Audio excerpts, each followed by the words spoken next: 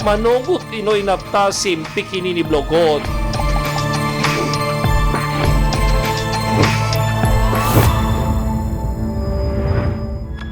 Ating true igat poison mano, true, stop lo Bible, o true, all poison man stop. You can read him Revelation 21:8.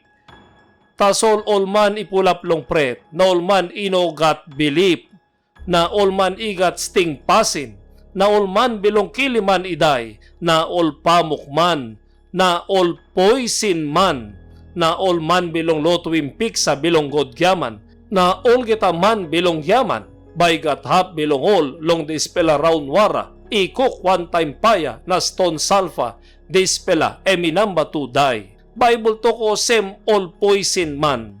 O sem na true got poison man. O sem wanem lo pasim all.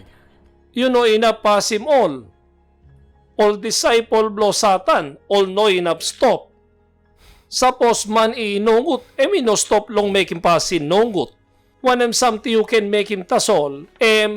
You put him you yet aninit long God. O sem na poison by no walk lo you. Because time you stop pikinini blogod, you put him you yet aninit logod.